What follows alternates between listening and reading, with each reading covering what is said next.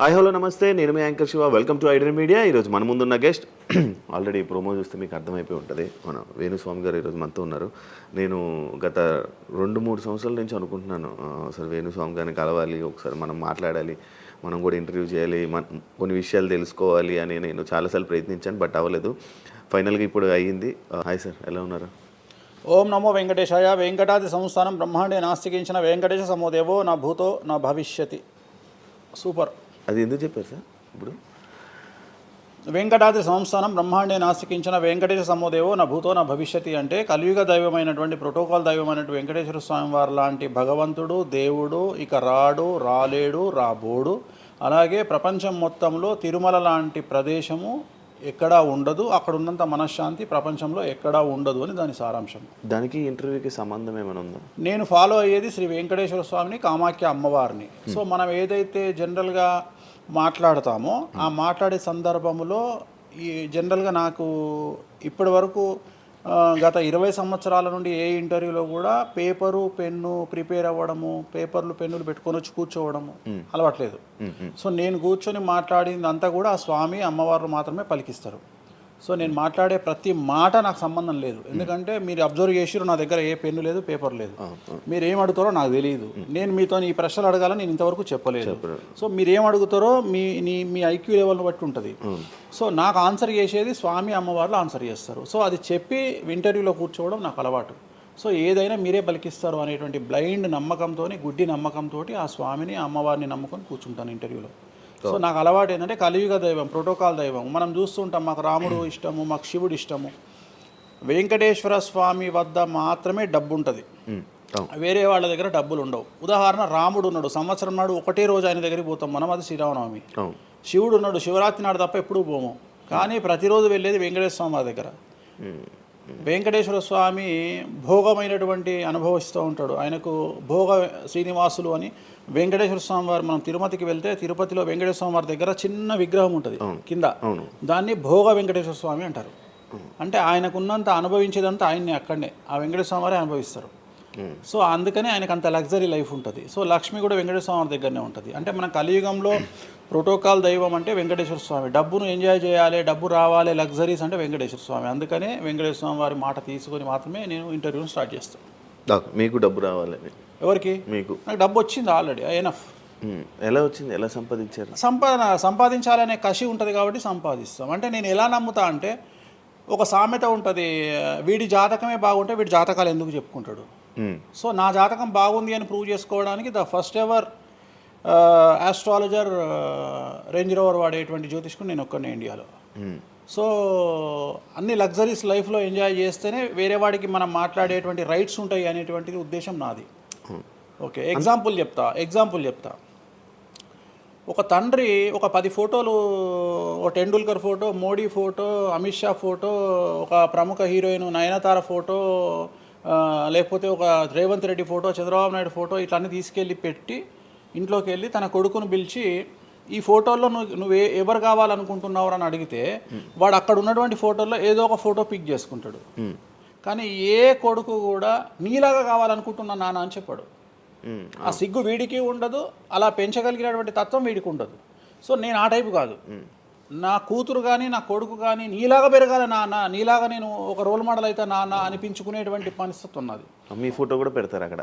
పెట్టను, నేను అసలు పెట్టను. నా కూతురే ఇవన్నీ నాకు వద్దు అని ఇట్లా పక్కకు జరిపి నేను నీలాగా తయారవుతా అని చెప్తుంది నా కూతురు. So that is my aim. So aim కదా సక్సెస్. నేను ఇవాళ నా కూతురు నన్ను చూస్తే నా తండ్రి నాకు రోల్ మోడల్ అని చెప్తుంది. రోల్ మోడల్ అని చెప్పాలంటే అన్ని రకాలుగా ఉండాలి. మనము ఒక కూతుర్ని చూసుకునే విధానంలో ఉంటుంది, ఒక భార్యను చూసుకునే విధానంలో ఉంటుంది. అలాగే సామాజికంగా మనం మన కూతురికి ఏమి ఇస్తున్నామో, కొడుకుకి ఏమి ఇస్తున్నాము, సమాజంలోకి వాళ్ళని ఎట్లా వదులుతున్నాము అనేటువంటిది కూడా అది ముఖ్యమైనటువంటి విషయం. సో ఇవన్నిటికీ సంసిద్ధతను వ్యక్తం చేయాల్సినటువంటి పరిస్థితి, వీటిని తయారు చేయాల్సినటువంటి పరిస్థితి నా మీద ఉంటుంది. సో నన్ను ఫస్ట్ ఎవరు కూడా క్వశ్చన్ చేయడానికి వీలు లేదు. అంటే నా దగ్గరకు వచ్చేవాడు, వేణుస్వామి నీ జాతకం బాగుంటే నువ్వు జాతకాలు ఎందుకు చెప్పుకుంటావు? సో ఇప్పుడు నేను ఒక హీరోయిన్ని తయారు చేయాలి అంటే ఎలా తయారు చేయాలో నాకు తెలుసు. అంటే ఆమె జాతకంలో యోగం ఉంటే ఆమెను సూపర్ స్టార్ ఎలా చేయాలో నాకు తెలుసు. ఒక హీరోని సూపర్ స్టార్ని ఎలా చేయాలో నాకు తెలుసు. సో ఎలా ఎలా చేస్తారు మీరు? పూజలతోనే అయిపోతారా? పూజలతోనే అయిపోతారు. అంటే వాళ్ళకి టాలెంట్ అవసరం లేదా? వాళ్ళకి టాలెంట్ జాతకం ఉంటేనే అంటున్నా కదా, యోగం ఉంటేనే అవుతారు కదా. జాతకంలో ఉంటుందని ఉంటుంది, ఒకవేళ ఉన్నదని మనకు కనిపించింది. అవును, వాళ్ళకి ఒకవేళ టాలెంట్ లేకపోతే అసలు టాలెంట్ అనేది ఇండస్ట్రీలో ఎవరికీ ఉండదు. Practice makes perfect. ఓకే, దానంత పనికి మాలిన మాట ఇంకోటి లేదు. శివ రాగానే ఫస్ట్ ఇంటర్వ్యూలోనే ఇరగదీయడు. శివ 1వ ఇంటర్వ్యూకు, శివ 100వ ఇంటర్వ్యూకు నక్కకు నాగలో అనుకున్నంత తేడా ఉంటుంది. మరి శివ ఫస్ట్ ఇంటర్వ్యూలోనే టాలెంట్ ఇరగదీసిండా? Practice makes perfect. అంత ఛాన్స్ ఇవ్వట్లేదు కదా ఇప్పుడు ఇండస్ట్రీలో. ఎవరు ఇక్కడికి వచ్చి ప్రాక్టీస్ చేసుకుంటామంటే ఛాన్సులు రావట్లేదు కదా. ఆటోమేటిక్గా టాలెంట్ అనేది మనము ప్లే చేస్తున్న రోల్స్ను బట్టి వస్తుంది. డైరెక్ట్గా అల్లు అర్జున్ గంగోత్రి సినిమాలో చూసిన అల్లు అర్జున్కు, పుష్ప 3లో చూసిన అల్లు అర్జున్కు కోడిపిల్ల లెక్క కళ్ళు తిరిగి కింద పడతాం అందరం. ఆయన హావభావాలు కానీ, ఆయన ముఖవర్చస్సు కానీ, గంగోత్రి సినిమాలో ఉన్నటువంటి అల్లు అర్జున్కు, పుష్ప 3కి. మరి గంగోత్రిలోనే పుష్ప 3 లాగా ఎందుకు లేడు అల్లు అర్జున్ అంటే? మరి అప్పుడు టాలెంట్ లేదా? సో ఇక్కడ ప్రాక్టీస్ మేక్స్ పర్ఫెక్ట్. అంటే కొన్ని పనికి మాలినటువంటి మాటలు మాట్లాడేటువంటి ఎప్పుడో 50 ఏళ్ళ కింద సామెతలను తీసుకొచ్చి రుద్దే ప్రయత్నం చేస్తారు. సో ఇక్కడ టాలెంట్ అనేది పక్కన పెడదాం, అవకాశం ముఖ్యం. నువ్వు టాలెంట్ ప్రూవ్ చేసుకోవాలంటే అవకాశం ముఖ్యం. శివ అనేవాడు యాంకరింగ్లో తోపు తురుము అని ప్రూవ్ చేసుకోవాలంటే అవకాశం ముఖ్యం. అవకాశం లేకపోతే శివలో టాలెంట్ ఉండదు, ఆ టాలెంట్ డెవలప్మెంట్ ఉండదు. సో ఇక్కడ ఏంది అంటే అవకాశాలు రావడం కోసం మనం ప్రయత్నం చేస్తాం. ఒక సీఎం సీట్ ఎక్కడం కోసం సీఎం ఏం చేస్తాడు అని తెలవాలి అంటే సీట్ ఎక్కాలి. సీట్ ఎక్కిన తర్వాత సీఎంగా ఈయన పనికొస్తాడా రాడని డిసైడ్ అవుతుంది. అట్లనే ఒక అమ్మాయి హీరోయిన్ అయిన తర్వాత ఈ అమ్మాయికి అంత సీన్ ఉందా లేదా అనే విషయం తెలుస్తుంది. సో మనం కనుక నయనతారని తీసుకున్నా, సమంతని తీసుకున్నా, ఏ హీరోయిన్ తీసుకున్నా, ఏ హీరోని తీసుకున్నా, వాళ్ళ ఫస్ట్ సినిమాకు, వాళ్ళ 3వ సినిమాకు, వాళ్ళ 30వ సినిమాకు ఎక్స్ట్రీమ్ చేంజెస్ ఉంటాయి.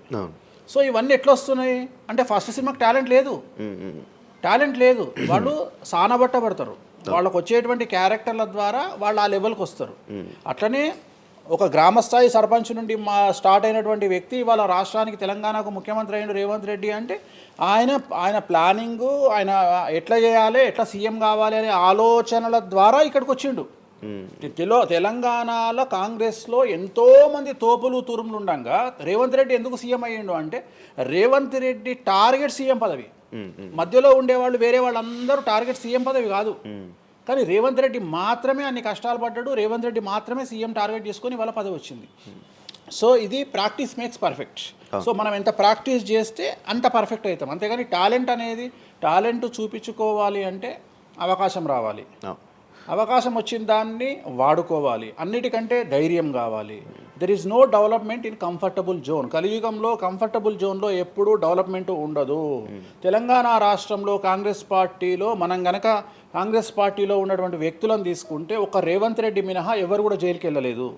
రేవంత్ రెడ్డి జైలుకు వెళ్ళడానికి కూడా సంసిద్ధత వ్యక్తం చేసినాడు, అలాంటి ఫైటింగ్ చేసినాడు. అంటే కంఫర్టబుల్ జోన్ దాటి రిస్క్ జోన్లో ఫైట్ చేయడం వల్ల ఇవాళ సీఎం అయినాడు. మిగతా వాళ్ళందరూ ఎక్కడనో దగ్గర భయపడ్డమో, బాధపడ్డమో, వెనకడిగేయడం వల్లనో వాళ్ళు అక్కడనే ఉండిపోయారు. ఈయన మాత్రమే జైలుకు వెళ్ళి మరీ ఫైట్ చేసి వాళ్ళ సీఎం అయ్యాడు. అంటే ఎవరైతే కష్టపడతారో వాళ్ళకు ఫలితం దక్కుతుంది, ఎవరైతే కంఫర్టబుల్ జోన్లో ఉంటారో వాళ్ళు కంఫర్ట్ లెవెల్ అట్లనే ఉంటుంది. సో సమాజంలో మనం బయటికి వచ్చి ఫైట్ చేసి అన్నిటినీ ఎదుర్కొని 10 మందితో దొబ్బులు తిని సోషల్ మీడియాలో దొబ్బించుకొని కింద కామెంట్లు పెట్టించుకొని బండనాయదవా దొంగనాయదవా అని కామెంట్లు పెట్టించుకొని సో ఇవన్నీ ఓవర్కమ్ అయ్యి సమాజాన్ని అర్థం చేసుకొని వీళ్ళంతా పనికి మాలిన వెధవలు కామెంట్ల రూపంలోనే ఉంటారు అని మనం ఫైట్ చేస్తూ ముందుకు వెళ్తేనే మనకు లైఫ్ దొరుకుతుంది. ఇప్పుడు రేవంత్ రెడ్డి గారి గురించి మాట్లాడారు కాబట్టి ప్రజెంట్ జనాల్లోని నెగిటివిటీ నేను ప్రిడిక్షన్స్ని కానీ వేరే వాటిని చెప్పట్లా. నేను ఒక మంచి విషయాన్ని తీసుకొని మాత్రమే చెప్తా ఉన్నాను. నేను మంచి విషయాన్ని మాత్రమే తీసుకొని చెప్తాను. వేణుస్వామి గారు ఎప్పుడు అంటే లైక్ ఇందాక మాట్లాడుతున్నట్టే హీరోయిన్లు మనం టాలెంట్ ఉన్న వాళ్ళు చేస్తాం. ఎక్కువ వేణుస్వామి దగ్గర చేసుకున్న యాక్టర్స్ అమ్మాయిలే ఎందుకు వచ్చి చేయించుకుంటుంటారు పూజలు వేణుస్వామి గారి దగ్గర? ఒక రాజు కావాలంటే రాజ్యం కావాలి, ఒక రాణి కావాలంటే రాజు ఉంటే సరిపోతుంది. అర్థం కాలేదా? ఒక వ్యక్తి రాజు కావాలంటే రాజ్యాన్ని సంపాదించాలి. అవును. రాజ్యాన్ని సంపాదించాలంటే సగం జీవితం సంక నాకిపోతుంది ఒక వ్యక్తికి. అంటే శివ అనే వ్యక్తి ఒక 100 కోట్ల రూపాయలు సంపాదించాలంటే సగం జీవితం సంక నాకిపోతుంది. అవును, రైట్.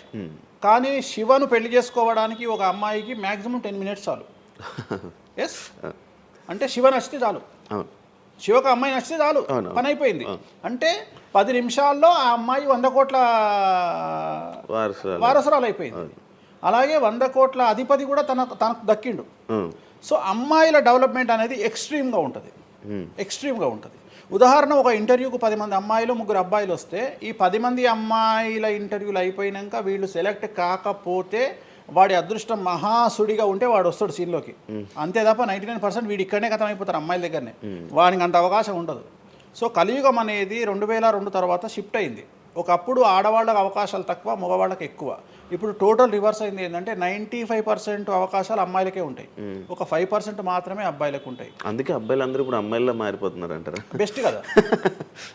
ఇప్పుడు మొత్తం జెండర్ అంతా మారిపోయింది. కారణం ఏంటంటే అమ్మాయిలకు ఉండేటువంటి వెసులుబాటు అబ్బాయిలకు ఉండదు. నేను అదే చెప్తున్నా. ఇప్పుడు మగవాడు కష్టపడి పైకి రావడానికి చాలా టైం తీసుకుంటుంది, ఆడవాళ్ళు పైకి రావడానికి చాలా ఈజీగా పైకి వస్తారు. నేను అనేది ఏంటంటే వాళ్ళ కష్టంతో పాటు వాళ్ళ గ్లామర్ వాళ్ళకు తోడవుతుంది. అవును, ఇప్పుడు మీరు ఏ పాయింట్ చెప్పారో అర్థమైంది. ఇప్పుడు అమ్మాయిలకి ఎలాగో అవకాశాలు ఉన్నాయి కదా, మరి ఆల్రెడీ వాళ్ళకి ఎలాగో అవకాశాలు వస్తాయి కాబట్టి మరి మీరు వాళ్ళని ఎందుకు అమ్మాయిలనే చూడడం? అంటే రాని వాళ్ళకు నేను చూస్తున్నా. ఇప్పుడు వచ్చిన వాళ్ళు నా దగ్గరికి రారు కదా. ఓకే, ఇప్పుడు కరోనా వస్తేనే హాస్పిటల్కి పోతాడు, కానీ కరోనా రాకముందు పండుకోడు కదా హాస్పిటల్లో. సో అట్లనే వేణుస్వామితో పని ఉంటేనే వస్తారు. రెండవది, అమ్మాయిలకు ఉండే వెసులుబాటు ఏంటంటే అబ్బాయిలు కూడా చేసుకుంటారు నా దగ్గర, కానీ అబ్బాయిల డెవలప్మెంట్ అనేది చాలా తక్కువగా ఉంటుంది. ఉదాహరణ, నా దగ్గరికి వచ్చే అమ్మాయిలు ఓన్లీ సినిమా కోసం రారు. చాలామందికి తెలియదు ఈ విషయం.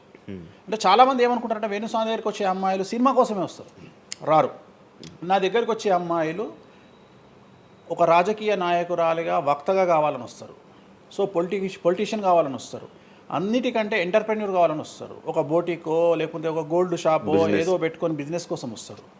సో నా దగ్గరకు వచ్చేటువంటి వాళ్ళల్లో 10 మందిలో 1-2 సినిమా ఇండస్ట్రీకి సంబంధించిన వాళ్ళు వస్తారు. 8 మంది వేరే వేరే వేరే వేరే వ్యాపారాలకు సంబంధించి చాలా ఉన్నాయి. ఇప్పుడు లైసెన్సింగ్ చేసేవాళ్ళు ఉన్నారు, చాలామంది తెలియదు. ఇప్పుడు ఢిల్లీలో లైసెన్సింగ్ చేసేవాళ్ళు 100 మంది అమ్మాయిలు ఉన్నారు నాకు తెలిసిన వాళ్ళు. అంటే పెద్ద పెద్ద కాంట్రాక్ట్లు ఇప్పించేవాళ్ళు, పెద్ద పెద్ద వాళ్ళు. సో అలాంటి వాళ్ళు నా దగ్గరికి ఎక్కువగా వస్తారు. అంటే నా దగ్గరికి వచ్చేవాళ్ళు ఈ ఉద్యోగాలు చేసుకునే వాళ్ళు, ఇలాంటి వాళ్ళు రారు. నేనేమంటానంటే job is a biggest scam in the world. ప్రపంచంలో ఉద్యోగం అనేది అతిపెద్ద స్కామ్. సో దాన్ని ఇప్పుడు ఒక కోతి ఉంది, ఆ కోతికి మీరు డజన్ అట్టిపళ్ళు ఇవ్వండి, ఒక 2000 రూపాయలు ఇవ్వండి, అది డజన్ అట్టిపళ్ళే తీసుకుంటుంది. కానీ ఈ 2000 రూపాయలతోటి నేను ఒక 10 గెలలు కొనుక్కుంటాననే నాలెడ్జ్ దానికి లేదు. అంటే ఒక రకంగా జాబ్ అనేది ఇచ్చి ఆ వ్యక్తిని మనం మోసం చేయడం. సో జాబ్కి అలవాటు అయిపోయిన వాడు కంఫర్టబుల్ జోన్లోకి వెళ్ళిపోతాడు. సో నేనేం చెప్తా అంటే ఆ జాబు నుండి మనమే 100 జాబులు ఇచ్చే స్థాయికి ఎదగాలి అనే కసి ఉండి అక్కడికి వెళ్ళాలి. ఆ కసి ఉంటేనే పని లేదు. కలియుగంలో కష్టపడి అనే మాట మాట్లాడితే దానంత దరిద్రం ఇంకోటి లేదు. ప్రపంచంలో అతి పెద్దగా ఎక్కువగా కష్టపడేది గాడిది. అది ఈ పాటికి ఎక్కడో ఉండాలి, అది లేదు. రైట్. సో మనం కష్టపడడం కాదు, బ్రెయిన్తో పని చేయాలి. కష్టంతో పాటు బుర్ర ఉండాలి. కష్టం అనేది పనిచేయదు. నేను ఏమంటున్నానంటే ఈ ప్రపంచంలో బాగా కష్టపడేటువంటి మనిషి డ్రైనేజీలోకి దిగి పనిచేసేటువంటి సేవకుడు. సో ఆయన పడే కష్టానికి పర్ డే 10 లక్షలు ఇచ్చినా తక్కువనే, కానీ మనం ఆయనకి అట్లా ఇవ్వట్లా. అంటే ఇక్కడ బ్రెయిన్తో పనిచేసే వాడికే డబ్బు మిగులుతుంది. నేను మాట్లాడేది బ్రెయిన్తో. కానీ అమ్మాయిలకు బ్రెయిన్ కంటే కూడా వాళ్ళ అందముతో పనిచేస్తే డబ్బులు దొరుకుతాయి. ఇప్పుడు వాళ్ళ ఇప్పుడు మనం ఉన్నాం, నువ్వో నేను ఒక ఇన్స్టాగ్రామ్లో పోస్ట్ పెడితే ఎవరు చూడు. అదే ఒక అమ్మాయి పెడితే 2 మిలియన్లు వెళ్ళిపోతుంది. ఇప్పుడు అదే కదా జరిగేది. ఇప్పుడు బెట్టింగ్ యాప్స్లోకి వీళ్ళు ఎందుకు వచ్చారంటే వాళ్ళను ట్రాప్ చేసేవాడు కూడా ఈ అమ్మాయిలకు 2 మిలియన్ల ఫాలోవర్స్ ఉన్నారు, కనీసం మిలియన్కు రీచ్ అవుతుంది వీళ్ళ వీడియో అనే ఉద్దేశంతో పెట్టిస్తున్నాడు. సో పెట్టడం ఎందుకు ఏంటి అనవసరం పక్కన పెడితే వాళ్ళకుండే క్రేజ్, అమ్మాయిలకు ఉండే క్రేజ్ అలాంటిది. నేను అదే చెప్తున్నా, ఆ క్రేజ్ అమ్మాయిలకు చాలా ఈజీగా వస్తుంది. ఎందుకంటే గ్లామర్గా ఉండే అమ్మాయిలు చాలా ఈజీగా జనాల్లోకి వెళ్ళిపోతారు. సో చాలా వాళ్ళకు ఉండే అవకాశాలు చాలా ఎక్కువ. ఇప్పుడు రీసెంట్ మీరు బెట్టింగ్ యాప్ ఇన్ని రోజులు లేని బెట్టింగ్ యాప్ అంటే గత 2 సంవత్సరాల నుంచి ఫైట్ చేస్తున్నారు బెట్టింగ్ యాప్ల గురించి. వీళ్ళు సడన్ గా ఇప్పుడు సెలబ్రిటీలు అందరూ బెట్టింగ్ యాప్లు ఇరుక్కుంటున్నారు. సెలబ్రిటీలే కాదు, 2025 సంవత్సరంలో సెలబ్రిటీ అనే ప్రతి ఒక్కడు ఏదో సమస్య ఇరుకుతాడు. అది అల్లు అర్జున్తోనే స్టార్ట్ అయింది. సో జాతకంలో అల్లు అర్జున్ యోగంలో 6వ ఇంట్లో శని, అల్లు అర్జున్ది కన్యారాశి. కన్యారాశి 6వ ఇంట్లో శనిలో ఉండగా అల్లు అర్జున్ జైలుకి వెళ్ళాడు. సో దానివల్ల ఆయనకు వెంట్రుక ముఖతో సమానం. ఎందుకంటే తెల్లారు వచ్చి ఆయన టిఫిన్ చేస్తే ఆపలేరు, ఆయన టూర్కు పోతే ఆపలేరు, ఆయన రేపు పొద్దున పుష్ప 3కి 3,000 కోట్లు వసూలు చేస్తుంది, దాన్ని ఎవడు ఆపలేడు. అంటే ఒక వ్యక్తిని జైలుకు పోయించినంత మాత్రం ఎవడు ఆపలేడు. మహా అంటే బెయిల్ తీసుకొని బయటకు వస్తాం. ఇప్పుడు రేపు పొద్దున ఈ 11 మంది కూడా సరే జైలుకు పోతారా పోరా అంత తీవ్రమైన నేరమా నాకు ఐడియా లేదు. సో వాళ్ళు పోయినా మళ్ళీ 10వ రోజు వచ్చి మళ్ళీ 11 నాడు వాళ్ళు మళ్ళీ స్టేటస్ పెట్టుకుంటారు. దానివల్ల పెద్ద ఒక కొంపల మునిగేది ఏం లేదు. కాకపోతే ఇక్కడ జాతక రీత్యా ఎందుకే ఇప్పుడు జరుగుతుంది అంటే, ఎందుకు జరుగుతుంది అంటే, ఎవరి జాతకంలోనైతే ఆ ప్రత్యేకమైనటువంటి టైమింగ్ వస్తుందో ఆ టైమింగ్లో ఉండేవాళ్ళు జైలుకు వెళ్ళడమో, సమస్యల పాలవడమో, మీడియాకి ఎక్కడమో. ఇప్పుడు అందరూ మీడియాకి ఎక్కిన అందరు జైలుకి వెళ్ళరు. సో ఇంకోటి ఏంటంటే, ఇప్పుడు ఒకప్పుడు జైలు అంటే భయము, ఇప్పుడు జైలు అనేది క్వాలిఫికేషన్. అంటే జనరల్గా ఇప్పుడు పొలిటీషియన్ అయితే జైలుకు పోగానే సీఎం అవుతాడు అనే నమ్మకం వచ్చింది అందరికీ. అట్లనే కొన్ని నమ్మకాలు వచ్చినాయి. ఇప్పుడు అల్లు అర్జున్ పోయి వచ్చాడు, ఏమైంది? సో అదే సినిమా ఇంకా ఆయన అనుకున్న దానికంటే ఇంకా కొద్దిగా ఎక్కువ డబ్బులు వసూలు చేసింది. సో ఇప్పుడు వీళ్ళు కూడా అంతే. కాకపోతే జాతకాల్లో చూసుకోవాల్సింది ఎందుకు ఇట్లాంటివి జరుగుతాయంటే, అష్టమ శని అంటే 8వ ఇంట్లో శని వచ్చినప్పుడు, 6వ ఇంట్లో శని వచ్చినప్పుడు, 12వ ఇంట్లో శని వచ్చినప్పుడు, 1వ ఇంట్లో శని వచ్చినప్పుడు, 6వ ఇంట్లో గురువు వచ్చినప్పుడు, 12వ ఇంట్లో గురువు వచ్చినప్పుడు ఇలాంటి సంఘటనలు వ్యక్తిగతమైన జీవితంలో జరిగే అవకాశాలు ఉంటాయి. ఇప్పుడు ఏదైతే కన్యారాశికి ఈ నెల 30 వరకు బ్యాడ్ ఉందో అది తులారాశికి షిఫ్ట్ అవుతుంది 1వ తారీఖు నుండి. అంటే ఏప్రిల్ 1వ తేదీ నుండి రాబోయే 2.5 సంవత్సరాల పాటు తులారాశి సెలబ్రిటీలు ఎవరైతే ఉంటారో వాళ్లకు సేమ్ సంచలనాలు, జైలుకు వెళ్ళడాలు, ఇలాంటి సమస్యలు అనేటువంటివి రాబోతున్నాయి. వేణుస్వామి గారు చేసిన తప్పులకి నలిగిపోతూ ఆయన మీద జరుగుతున్న ట్రోల్స్ తీయించడానికి లక్షలు ఖర్చు పెడుతున్నాడనే పబ్లిక్లో టాక్ అనేది నడుస్తుంది. అది ఎంతవరకు నిజం? అసలు పట్టించుకొని అవి ఎంజాయ్. ట్రోల్స్ని ఎంజాయ్ చేస్తారా? ట్రోల్స్ని ఎంజాయ్ చేస్తాను నేను. ట్రోల్స్ని ఎంజాయ్ చేస్తాను నేను. ఎందుకు అంటే నేను నమ్మేది ఏంటంటే, any publicity is good publicity అని నమ్మే వ్యక్తిని నేను. బ్యాడ్ ఆర్ గుడ్ పబ్లిసిటీ నేను అనే పాయింట్ ఏంటంటే, ఒక అంబానీ ఫ్యామిలీ పెళ్లిళ్ళు చేసుకున్నారు, 5,000 కోట్లు ఖర్చు పెట్టి పెళ్లిళ్ళు చేసుకోవడానికి ప్రధానమైన కారణం ఏంది? పబ్లిసిటీ పిచ్చి. వేణుస్వామికి 500 కోట్ల పబ్లిసిటీ ఫ్రీకి వచ్చినప్పుడు ఎందుకు వద్దంటాడు? పిచ్చినా కొడుక వేణుస్వామి అన్న కాదు కదా. ఒక ప్రైమ్ టైంలో 7 గంటలకు నేను ఒక ఛానల్లో అరగంట షో కొనాలంటే నాకు కనీసం ₹1,00,000 అవుతుంది. నేను పిచ్చినా కొడుకునా? నాకు వచ్చే పబ్లిసిటీ ఎంత ఎక్స్ట్రీమ్ పబ్లిసిటీ వస్తుంది. నేను ఎప్పుడు బాధపడతా? నా లైఫ్ డిస్టర్బ్ అయినప్పుడు బాధపడతా, నా ఫైనాన్షియల్ రూట్ ఆగిపోయినప్పుడు బాధపడతా. ఇప్పుడు నేను 12వ సంవత్సరంలో సినిమా ఇండస్ట్రీకి వచ్చిన. నా కమాండింగే మీడియా, నా కమాండింగే సినిమా ఇండస్ట్రీ, నా కమాండింగే పొలిటికల్, నా commanding all aspects of life. అలాంటి నేను నా జాతకాన్ని అంటే ఏం తెలియకుండానే బ్లైండ్గా వచ్చి మీడియా ముందర మాట్లాడేసి దొబ్బులు తిని వెళ్ళిపోదాం అనుకుంటున్నా? అంటే నాకంటూ కొన్ని క్లారిఫికేషన్స్ ఉంటాయి కదా. ఇప్పుడు ఉదాహరణ, ఇప్పుడు ఒక వ్యక్తి మీద ఒక లీగల్ అలిగేషన్ వచ్చినప్పుడు వాడు యాంటిసిపేటరీ బెయిల్ తీసుకుందామా, లాయర్ను మాట్లాడుకుందామా, ఏం చేద్దాం అని ఆలోచిస్తాడు కదా. అట్లనే మనం అడవిలోకి వెళ్ళేటప్పుడు టైర్ పంక్చర్ అయితే ఏం చేస్తామని ఆలోచించుకుంటాం కదా. అట్లనే ఒక అడవిలో ట్రావెల్ చేసినప్పుడు మనం ఆలోచించుకొని ట్యాంక్ డీజిల్ ఫుల్ చేయించుకుంటాం కదా. సో అట్లా నాకు ఉండవు ఆలోచనలు. నేను ఆలోచించుకోకుండానే ఇలాంటి పనులు చేస్తున్నా. సో వేణుస్వామిని దెబ్బ కొట్టాలి అన్నా, ఎవరిని దెబ్బ కొట్టాలన్నా ఫైనాన్షియల్గా దెబ్బ కొట్టాలి. బట్ నేను అవకాశం అవతల వాడికి ఇయ్యాను. కారణం ఏంటంటే, ఒక ఎలుకలాగానో ఒక పాములాగానో, ఒక ఎలుక కానీ పాము కానీ తన శత్రువుల దాడి నుండి బయటికి రావాలంటే 7 నుండి 8 బొక్కలు చేసుకుంటుంది ఒక హోల్లో. అంటే ఇటు రాడ్ పెడితే ఇటు వెళ్ళిపోతుంది, ఇటు రాడ్ పెడితే ఇటు వెళ్ళిపోతుంది. సో అట్లనే నేను ఒక 4-5 రకాల ఆర్థిక వనరులను ఏర్పాటు చేసుకున్నా. నా మెయిన్ ఇది కాదు, ఇది కాకుండా ఇంకా 4-5 రకాల ఆర్థిక వనరులను ఏర్పాటు చేసుకున్నా. ఈరోజు దుకాణం బంద్ చేయమంటే ఇదే క్షణంలో దుకాణం బంద్ చేసి కాలు మీద కాలేసుకొని నా పనులు నేను చేసుకుంటా. సో అంత కంఫర్టబుల్ జోన్లో ఉన్నా నేను.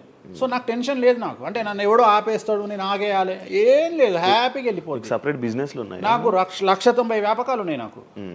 నన్ను జ్యోతిష్యం, నేను 4 నెలలు జ్యోతిష్యం చెప్పుకోకపోతే జ్యోతిష్యం మీద సంపాదించేదానికంటే ఇంకో ₹5 ఎక్కువ సంపాదించుకున్నా. ఇప్పుడు మధ్యలో నేను ఒక 4 నెలలు రెస్ట్ తీసుకొని నాకు వేరే వ్యాపకాలు చూసుకుంటే నాకు ఈజీ, ఎందుకంటే నేను కాన్సన్ట్రేషన్ చేయలేకపోతున్నా. సో ఇప్పుడు నాకు దొరికింది మొన్నటి వరకు, నేను ఆ పని చేసుకున్నా. రెండోది ఉగాదికే కదా నేను మాట్లాడేది, తర్వాత ఏం మాట్లాడతా. రెండోది ఏంటంటే కొన్నిసార్లు మనకు కొన్ని విచక్షణ, కొన్ని జ్ఞానాలు కలుగుతాయి, కొన్నిసార్లు కలుగుతాయి. ఇప్పుడు నాకు కూడా అదే జ్ఞానం కలిగింది.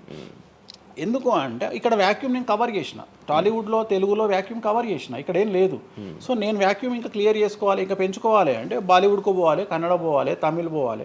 సో అటువైపు నేను కాన్సన్ట్రేషన్ చేస్తున్నా ఎక్కువగా. అందుకని నేను ఇక్కడ సెలబ్రిటీల గురించి చెప్పడం ఆపేసిన, తెలుగు సెలబ్రిటీల గురించి చెప్పడం లేదు. ఇప్పుడు మీరు పాన్ ఇండియా ఆస్ట్రాలజీ 100% తప్పేముంది. అదే విన్నాను రీసెంట్గా, యుఎస్, దుబాయ్ అవన్నీ వెళ్తున్నారంట. అంటే దాని అర్థం క్లయింటేల్ ఉందనే కదా. ఇప్పుడు మన యూరప్ పోయి వచ్చిన సరే, ఒక పెద్ద విషయంలో వెళ్ళేసి వచ్చిన చెప్పుకోవాలని లేదు, చెప్పను. క్లయింటేల్ ఉంది. ఆస్ట్రేలియాకి రెగ్యులర్గా ఎవ్రీ 3 months ఆస్ట్రేలియా పోతా, ఎవ్రీ 3 months లండన్ పోతా నా క్లయింటేల్కు. తప్పేముంది అంటే ఉన్నట్టే కదా, నేను అనేది ఉన్నట్టే కదా. ఇప్పుడు విచక్షణ కలిగిన వాడు ఆలోచిస్తాడు. అంటే వేణుస్వామి మీద ఎందుకు వస్తున్నాయి రూమర్స్, ఎందుకు వేణుస్వామిని టార్గెట్ చేస్తున్నారు, నాకు అనవసరం. వాళ్లకు అవసరం ఉన్నోడు ఎంక్వైరీ చేసుకొని నా దగ్గరకు వస్తాడు. నేను ఇంకోటి అందరికి ఒకటే చెప్తా, నా పాజిటివ్ వీడియోల కంటే నా నెగిటివ్ వీడియోలే చూడండి. ఫస్ట్ జనాలు నన్ను ఎక్కిన వీడియోలు చూడండి, నన్ను దొబ్బిన వీడియోలు చూడండి, నా గురించి నెగిటివ్గా పెట్టిన వీడియోలు చూడండి. అప్పటికే మీకు నా మీద నమ్మకం కలిగితేనే నా దగ్గరికి రండి, లేకపోతే రావద్దు.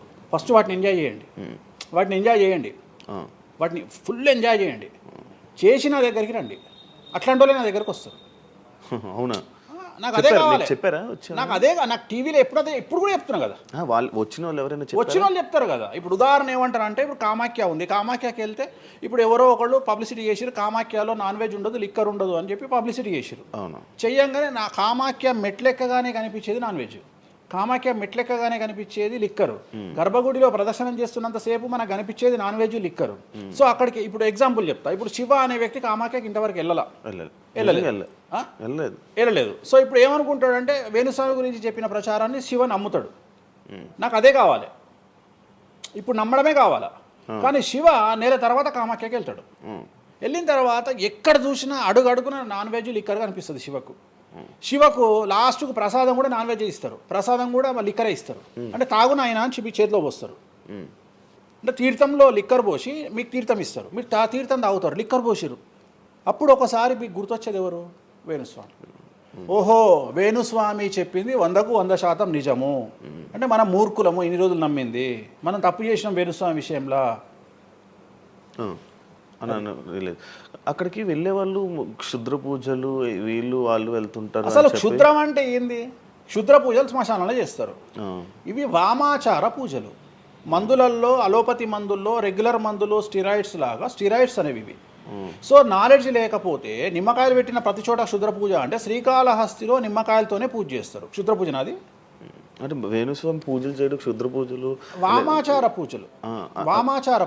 నేను అనేది ఏంటంటే, నేను అది ఇప్పుడు ఇందాక అదే చెప్పిన, అనేవాడు ఫిల్టర్ లేకుండా ఎన్నన్నా అనుకోని, ఒకవేళ అట్లా అనుకుంటే వేణుస్వామి క్షుద్ర పూజలు చేస్తే సోషల్ మీడియాలో ఎందుకు పెట్టుకుంటాడు? నా లైఫ్లో నేను చెప్పేది ఒకటే, నేను ఆస్ట్రాలజీలో కానీ బ్రాహ్మణ్ కమ్యూనిటీలో కానీ నేను సన్నీ లియోను. నేను నా బట్టలు నేనే ఇప్పుకుంటా, నేను ఎవ్వరిని ఇప్పనీయా, నా బట్టలు నేనే ఇప్పుకుంటా. నేను దొంగతనంగా ఇవాళ వరకు పూజ చేసినా, దొంగతనంగా చెయ్యలేదు. పైన పూజ అవుతుంది, మీరు కెమెరా తీసుకొని పోయి పెట్టుకోండి. నాన్ వెజ్ పెట్టిర్రు, లిక్కర్ పెట్టిర్రు, పైన పూజ అవుతుంది. సో మీ ఇష్టం వచ్చినవి తీసుకోండి. నేను శాస్త్రానికి విరుద్ధంగా చేస్తే అమ్మవారు నన్ను సర్వనాశనం చేస్తుంది. నాకెవడన్నా అడ్డొచ్చి అనవసరంగా అమ్మవారిని బద్నాం చేస్తే వాడు సర్వనాశనం అవుతాడు. Simple logic. ఇంట్లో పెద్ద ఏం లేదు, ఇంట్లో నేను పెద్ద గొప్పగా చెప్పుకునేదే లేదు. వామాచారాన్ని క్షుద్ర పూజలుగా భావించి మాట్లాడుకుంటే మీ కర్మ. ఇంకోటి, నేను ఎందుకు లైవ్లో పెడతా పూజలన్నీ, ఎందుకు పెడుతున్నా అంటే నేను చేసేటి సక్రమమైనటువంటివి కాబట్టే పెడుతున్నా. ఇంకోటి, ఎక్స్ప్లోర్ చేసేవాడికి తెలుస్తాయి ఇవన్నీ. కామాఖ్య పోవాలంటే పోయేటప్పుడు 15,000, వచ్చేటప్పుడు 15,000, 30,000 రూపాయల ఫ్లైట్ టికెట్ ఎక్కి పోవాలి. ఒకప్పుడు 4,000 రూపాయల ఫ్లైట్ టికెట్ ఉంది వేణుస్వామి ప్రచారం చేయక ముందుకు. వారానికి ఒక్క ఫ్లైట్ ఉండే గౌహతికి. ఇవాళ ప్రతిరోజు పోవడానికి 3 ఫ్లైట్లు, రిటర్న్ రావడానికి 4 ఫ్లైట్లు వేణుస్వామి వల్ల ఏర్పడ్డాయి. ఇవాళ తెలుగు, మీరు కామాఖ్య టెంపుల్కి వెళ్తే ప్రతి 10 మందిలో 5 తెలుగు వాళ్ళే ఉంటారు, కర్ణాటక వాళ్ళు ఉంటారు, తమిళ వాళ్ళు ఉంటారు. సో ఇంత స్ప్రెడ్ అయింది కామాఖ్య. సో రెండవది, తెలియకుండా మాట్లాడే వాళ్ళ గురించి నేను మాట్లాడా, ఎక్స్ప్లోర్ చేసి మాట్లాడే వాళ్ళ గురించి నేను మాట్లాడతాను. మీరు కామాఖ్యకి వెళ్తే ఇప్పుడు గోవాలో ఏముంటుంది? మందు ఉంటుంది. ఉదాహరణ బ్యాంకాక్ అనగానే ప్రతి నా కొడుకు మాట్లాడేది ఏంది మసాజ్.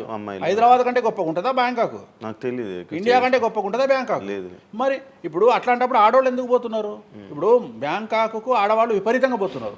అంటే బ్యాంకాక్లో మసాజ్ కాకుండా బీచెస్, వైట్ శాండ్ బీచెస్ చాలా ఫేమస్, ఫ్రూట్స్ ఫేమస్, చెట్లు ఫేమస్, ఎంటర్టైన్ చేసే ప్లేసెస్ చాలా. అంటే మూర్ఖులు, నాలెడ్జ్ లేని వాళ్ళు బ్యాంకాక్ గురించి తప్పుగా మాట్లాడతారు. అట్లనే మన దగ్గర పెద్దాపురం ఉంది. పెద్దాపురం గురించి అదేనా ఇక దాని అర్థం? పెద్దాపురంలో బుట్ట భోజనం చాలా ఫేమస్. ఓకే, నేను ఎక్కడికి వెళ్ళిపోయాను. పెద్దాపురం అని ఉంది, బుట్ట భోజనం ఉంది. పెద్దాపురంలో బుట్ట భోజనం నాకు ఇష్టము, కొంతమందికి వేరే ఇష్టం. అంటే నేను అనేది ఏంటంటే మీ ఇష్టం వచ్చినట్టు. ఇప్పుడు చిలకలూరుపేట అని పేరు, అంత మాత్రం తప్పు పడతామా? అంటే మూర్ఖపు వేదవాళ్ళు మాట్లాడే మాటలకు నేను తీసుకోవాల్సినటువంటి పని నాకు లేదు. రెండవది, కాదేది విమర్శకు అనర్హం. అంటే వేణుస్వామి దగ్గర విషయం ఉంది, వేణుస్వామి సెలబ్రిటీ కంటెంటు, లేదా వేణుస్వామిని ట్రోల్ చేసినా, వేణుస్వామిని తిట్టినా, వేణుస్వామి గురించి సబ్జెక్టు పెట్టినా, కనీసం మనకు ఒక వీడియోతోని ఒక 5 జీతాలు వెళ్తాయి అనేటువంటి నమ్మేటువంటి ప్రజల గురించి నేను మాట్లాడను. ఎందుకంటే నా వల్ల వాళ్ళ జీతాలు వెళ్తున్నప్పుడు నేను సంతోషపడతా. నా వల్ల జీతాలు వెళ్తున్నప్పుడు నేను ఎంత తిడితే నాకు అంత ఆనందం. ఎందుకంటే వేణుస్వామి మంచోడు అని చెబితే ఎవడు చూడడు. వేణుస్వామిని తిడితే 5 లక్షలు చూస్తాడు. 5 లక్షలు అంటే కనీసం 30,000 రూపాయలు. అంటే నాకు తెలియదు సరిగా, ఒక జీతం వెళ్ళిపోతుంది కదా. సో నేను అనే పాయింట్ ఏంటంటే, నన్ను తిడితే నేను అసలు బాధపడను, నన్ను తిడితే నేను సంతోషపడతా. కారణం ఏంటంటే అట్లీస్ట్ ఆ వీడియోతోని నన్ను ఒక 1000 మంది అన్న గుర్తుపడతారు. ఇప్పుడు ఆస్ట్రాలజీ పరంగా నాకుండే గుర్తింపు నాకుంది, నేను కాదనను. కానీ ఇంకా నా గుర్తింపు నేను పెంచుకోవాలంటే ఎట్లా పెంచుకుంటా? నాతో అయిపోయింది.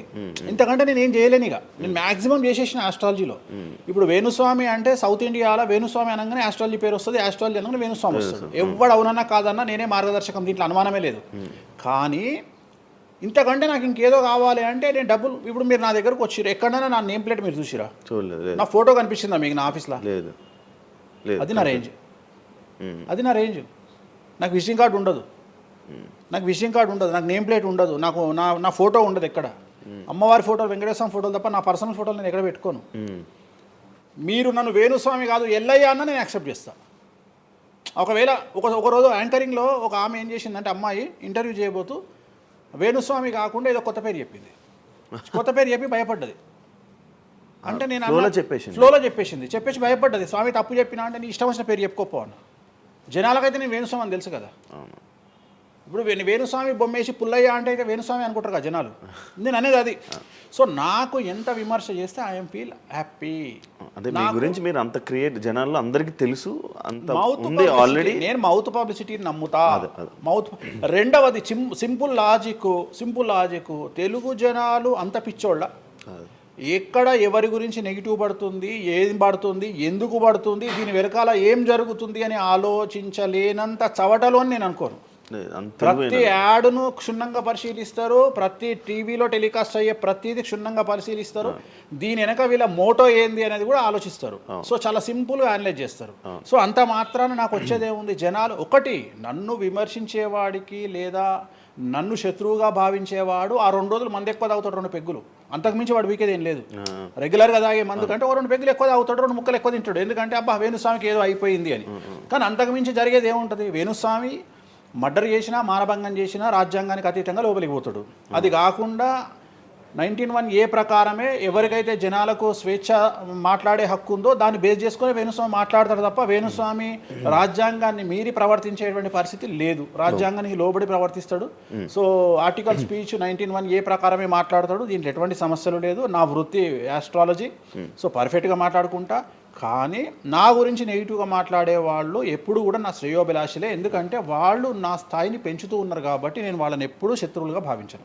వేణుస్వామి గారితో డేంజర్ అంటే మిగతా కొంతమంది బ్రాహ్మణ లైక్ పంతులు కానీ వీళ్ళు కానీ చెప్పేది ఇది, వేణుస్వామి గారి డేంజరు ఆయన్ని ఒకవేళ ఏమైనా అంటే మళ్ళీ ఆయన పూజలు చేసి మనం నాశనం అయిపోయేలా ఇది కూడా ఆయన చేయగలడు, పవర్స్ ఉన్నాయి. నమ్ముతున్నట్టే కదా, అంటే నాకు వర్త్ ఉందనే కదా. అలా అర్థం కాదు, వర్తున్నట్టే కదా. ఇప్పుడు వర్త్ లేకపోతే ఫీల్ కావాలి. భయపడుతున్నారంటే నమ్ముతున్నట్టే కదా. సబ్జెక్ట్ ఉందని నమ్ముతున్నారు కదా. ఓకే ఓకే, పవర్స్ ఉన్నాయి, పవర్స్ నమ్ముతున్నారంటే సబ్జెక్టే కదా. అది తప్పేం లేదే దాంట్లో. దాని తప్పేం లేదు కదా. అంటే నా దగ్గర పవర్స్ నేను నమ్ముతున్నారు కదా, అంటే అవతల ఇట్ ఈస్ ప్రూవ్డ్ కదా. నేను అనే పాయింట్ ఏంటంటే నేనేదో జనాల్ని ఉద్ధరిస్తా, నేనేదో జనాలకు పూజలు చేసి వాళ్ళను మంచి చేస్తా అనుకున్నప్పుడు ఫస్ట్ అడిగే క్వశ్చన్ ఏంటంటే రేపు ఇచ్చినాయాలా నీకు వచ్చిన సమస్యల్ని క్లియర్ చేసుకోరా అంటారు ఫస్ట్. మరి నా సమస్యలను క్లియర్ చేసుకుంటా కదా, లాజికా కాదా? చేస్తారా నిజంగా? నేను అడిగే పాయింట్ మీకు అర్థం కాలా? నాకు అర్థమైంది. నేను చెప్తున్నది ఒకటి, నీకు అర్థమవుతున్నది అర్థమైంది. ఏమంటున్నా, వేరే వాళ్ళ సమస్యలు ఇప్పుడు నాకు ఒక చూసుకోండి. న్యాయపరమైన చిక్కు వచ్చినప్పుడు దాని నుండి బయటపడడానికి నేను పూజలు చేసుకుంటానా చేసుకోనా? చేసుకో. మరి వాటి ద్వారానే కదా నేను జనాలకి, ఇప్పుడు నీకేదన్నా ప్రాబ్లం వచ్చి రేపు పొద్దున వేణుస్వామి గారు నాకు ఈ సమస్య వచ్చింది అంటే సమస్య మీరు ఎప్పుడు నమ్ముతారు? నన్ను మీరు చేశాక అది మీరు నేను బయటపడ్డప్పుడు నమ్ముతారు. అదే మీ సమస్యల నుంచి మీరు బయటపడ్డాక జనాలు నమ్ముతారు. అర్థమైంది. బట్టతల పెట్టుకొని నేను వెంట్రుకలు మొలిపిస్తాను టీవీలో యాడ్ ఇస్తే అమనా బూతులు తిడతారు, అరే నీకే గుండు మీద ఎంటికలు లేవు నువ్వేం మొలిపిస్తావురా అని. అట్లనే నేను కూడా నా స్టామినా ఏందో జనాలకు తెలియజెప్పాలి అంటే నేను నా సమస్యల నుండి బయటపడ్డప్పుడే కదా ఎదుటి వ్యక్తికి చేసే రైట్స్ నాకు ఉంటాయని చెప్తున్నా. అంటే ఇప్పుడు మీకు వచ్చిన సమస్యల నుంచి మీరు బయటపడ్డారు, మీకు మీరే పూజ చేసుకున్నారు. ఎందుకు చేసుకో? నా జాతకాన్ని నేను విశ్లేషించుకుంటా కదా.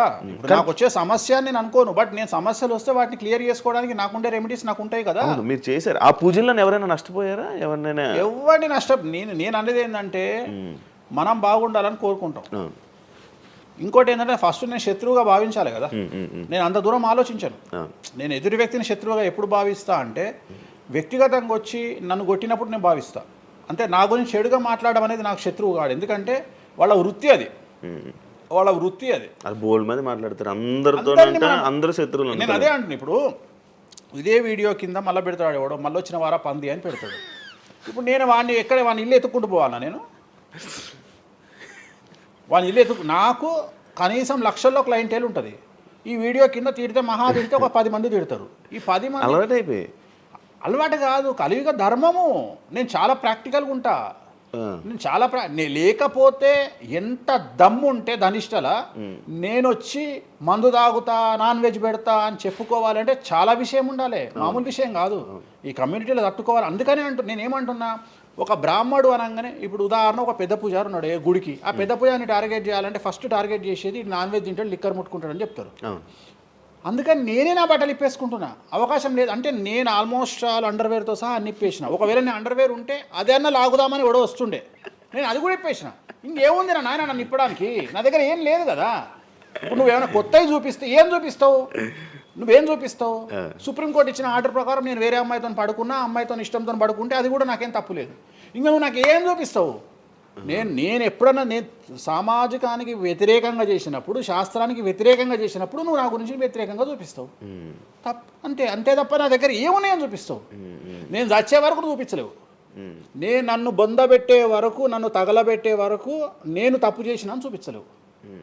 నేను చెయ్యను. మీరే చెప్పేసుకుంటున్నారు. నేనే చెయ్యను.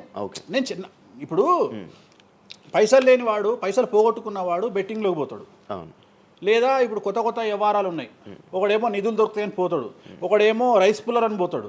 ఇవన్నీ ఏం కావని తెలుసు, మనకు తెలుసు, వాడికి తెలియదు. వాడు మానసికంగా వీక్ కాబట్టి వాడు సొంతంగా డబ్బులు దొంగతనంగా నాకు అవసరమే లేదురా నాయన. నాకు వేరే వ్యాపకాల నుండి డబ్బులు వస్తున్నప్పుడు లంగ పని చేసే అవకాశం నేనెందుకు చేస్తా?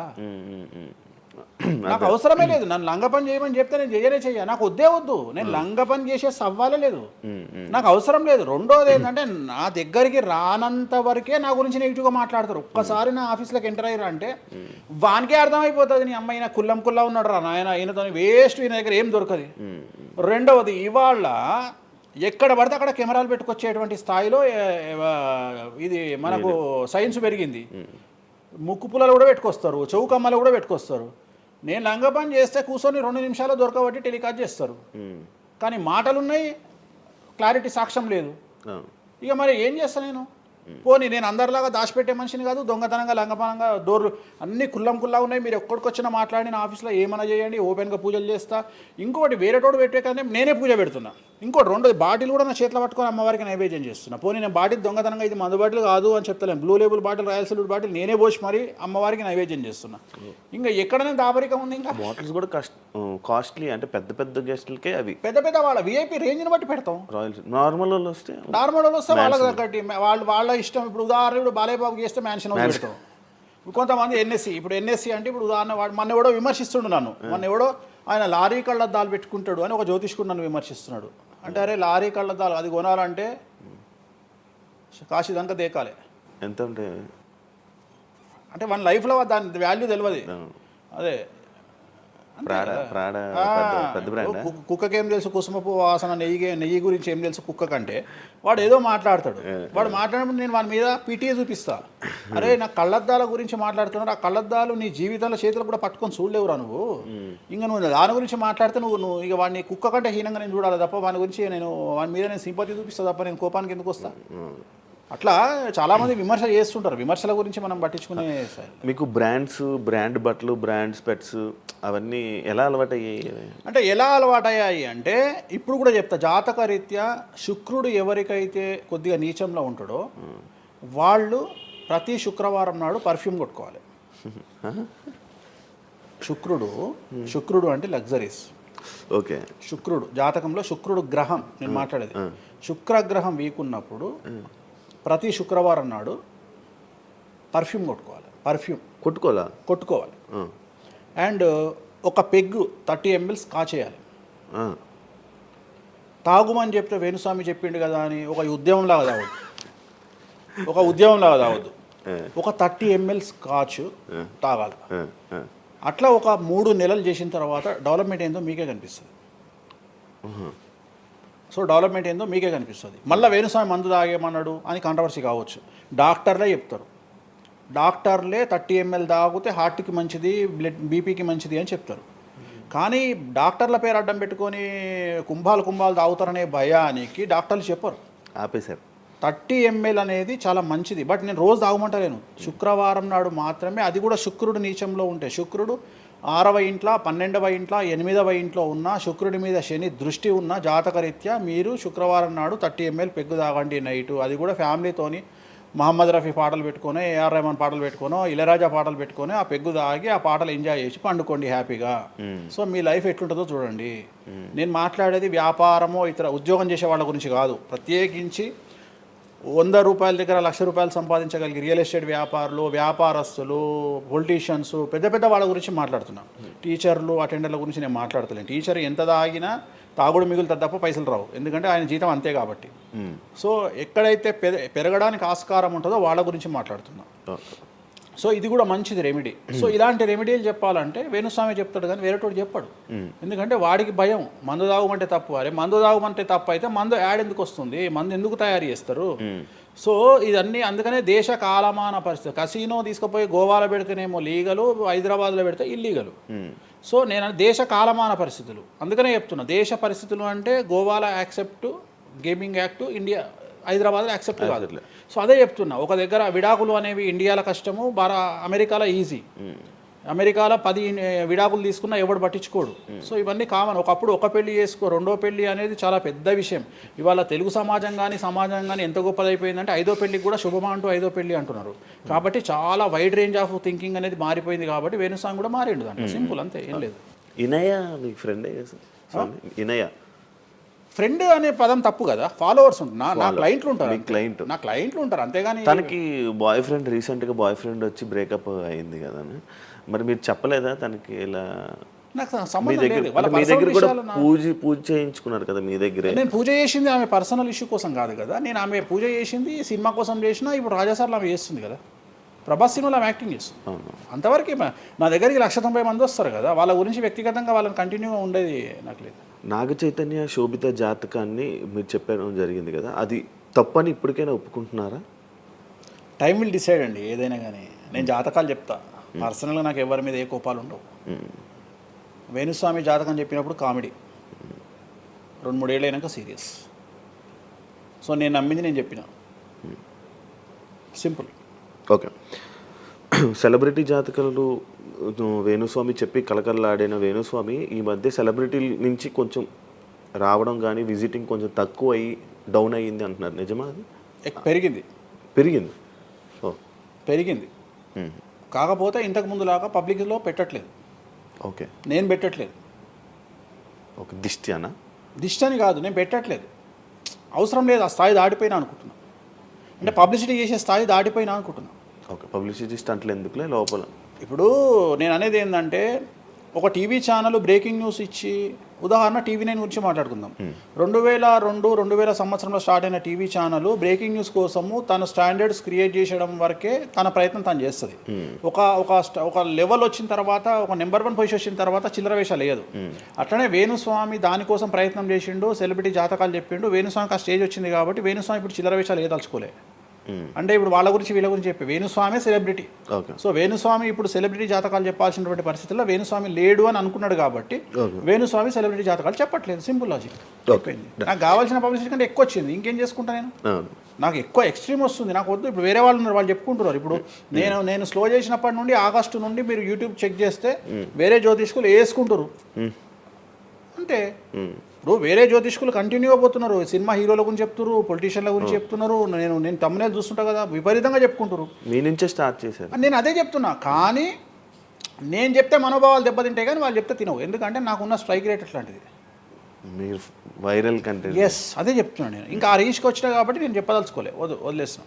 అంటే ఈ రేంజ్ రావడం కోసం చెప్పినా ఎందుకు చెప్పొద్దు, రేంజ్ వచ్చి వదిలేసిన. మళ్ళీ ఇప్పుడు చెప్పే ఆలోచన లేదు, ఇప్పుడైతే లేదు, ఫ్యూచర్లో ఇప్పుడైతే లేదు. నా జాతకం మారి మళ్ళీ నాకు చిమ అంటే చెప్తా. మీ జాతకం ఎప్పుడు మారిపోతుంది? మారింది, ఆల్రెడీ మారింది, మళ్ళీ మారుతుంటుంది కదా. ఇప్పుడు ఎలానో ఎవ్రీ ఇయర్ మారుతుంటుంది కదా జాతకం అనేది. ప్రతి ఇయర్ గురువు మారుతుంటాడు, ప్రతి 2.5 ఏళ్ళకు శని మారుతుంటాడు. సో మారినప్పుడు జాతకాన్ని బేస్ చేసుకొని 12% మన స్వయంకృత అపరాధం ఉంటుంది, 88% జాతకం ఉంటుంది. ఈ ఇయర్ రాశి ఫలాలు ఎలా ఉండబోతున్నాయి ఏంటి చెప్తారు? ఈ సంవత్సరము పేరు శ్రీ విశ్వ వసునామ సంవత్సరము. ఈ సంవత్సరానికి అధిపతి రవి, అంటే సూర్యుడు. సో ఈ సంవత్సరము ఎలా ఉండబోతుంది ఓవరాల్ సంవత్సరము అంటే, రవి అంటే రాజు, రాజకీయాలు, పబ్లిసిటీ, ఈ 3 రవి కమాండ్ చేస్తాడు. అంటే ఈ సంవత్సరము బాగా బాగా బాగా ఎఫెక్ట్ అయ్యేటువంటి వాళ్ళలో రాజకీయ నాయకులు నెంబర్ 1 పొజిషన్లో ఉన్నారు.